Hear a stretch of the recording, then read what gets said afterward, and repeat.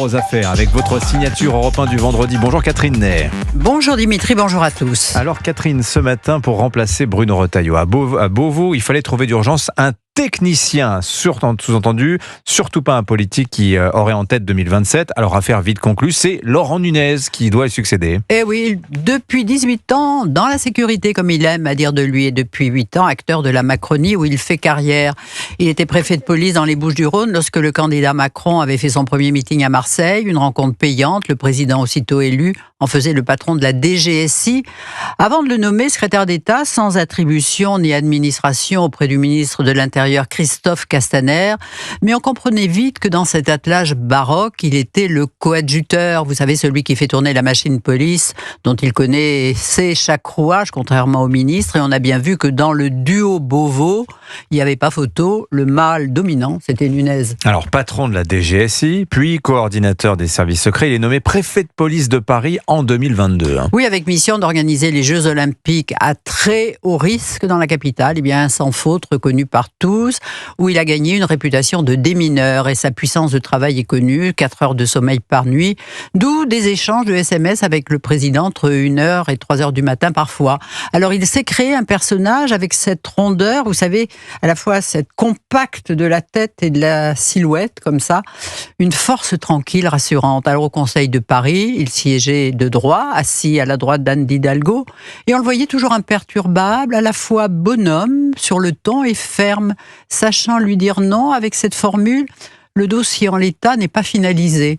Un dossier qu'en général, il maîtrisait beaucoup mieux que la mère. On l'a beaucoup vu auprès aussi de Bruno Retailleau. Ah mais alors, très déférent. Alors là, comme il le disait toujours, le ministre d'État, comme le souhaite le ministre d'État. Et moi, ça me rappelait, vous savez, l'époque Balladur, ministre d'État et de l'économie, où quand les ministres oubliaient de le saluer avec son titre, ils étaient fusillés de son regard noir. Alors évidemment, rien de tel avec Retailleau. Mais on pouvait quand même trouver Nunez un peu obséquieux, non ? Non, sincère, je crois, plutôt comme un grand commis de l'État qui apprécie l'autorité naturelle et la ligne claire d'un ministre, ce qui était le cas. Alors après le départ surprise de Bruno Retailleau, Laurent Nunez donc lui succède. Alors un ministre technicien, vous l'avez bien dit, pas un ministre politique. Eh bien, en l'écoutant ces jours-ci, on se disait dommage qu'il ne le soit pas un peu plus politique, parce qu'il vient de donner 2 interviews, l'une sur LCI et l'autre chez nous, où Sonia Mabrouk s'est étonnée de sa prudence et de sa réticence à mettre des mots sur tous nos maux, l'immigration, l'insécurité. Lui qui n'hésitait pas à dire en février dernier que 36% des mises en cause de la région parisienne sont de nationalité étrangère, ce qui avait fait le buzz. Sur LCI, il chiffrait l'immigration clandestine à 200 000. Quoi ? Mais combien sont-ils ? 400 000 700 000 Eh bien, ces questions posées sur un ton sans agressivité par Sonia Mabrouk ont eu l'air presque de le déstabiliser. On le sentait presque intimidé, comme si ce nouveau costume qu'il venait d'endosser lui faisait peur. Alors, je ne veux pas blesser, disait-il, je ne veux pas nourrir la polémique. Et il refuse de lier la délinquance à l'immigration, même s'il veut bien reconnaître que 40% des OQTF sont algériens. Oui, et à propos des relations avec l'Algérie, il plaide des relations apaisées. Ah bah oui, des relations apaisées. Pourquoi ? Parce qu'il voudrait renouer la coopération brisée avec les services secrets de renseignement algériens. C'est dommage, en effet, mais il occulte tout le reste. Les mauvaises manières du régime algérien, les humiliations à répétition à l'égard de la France, le refus de libérer Boualem Sansal et Jean-Christophe Glaise, le refus de recevoir les OQTF. Mais qu'est-ce qu'on obtient avec un bras de fer, s'interroge-t-il ?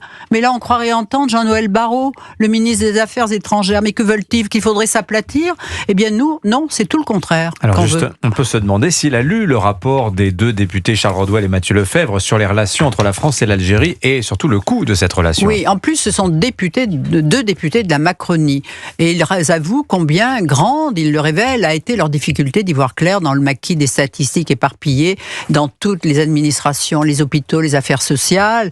Et pour tout ça, pour un coût de 2 milliards par an tout de même. Et surtout du rôle du Conseil d'État, où les juges ont toujours interprété les accords de 68 de manière très favorable aux Algériens. Par exemple, un ressortissant qui constitue une menace pour l'ordre public ne peut pas se voir retirer son titre de séjour. Même remarque s'il est polygame. Les 2 auteurs sont même stupéfaits par les privilèges dont bénéficient les Algériens, des largesses accumulées à leur endroit au fil des années.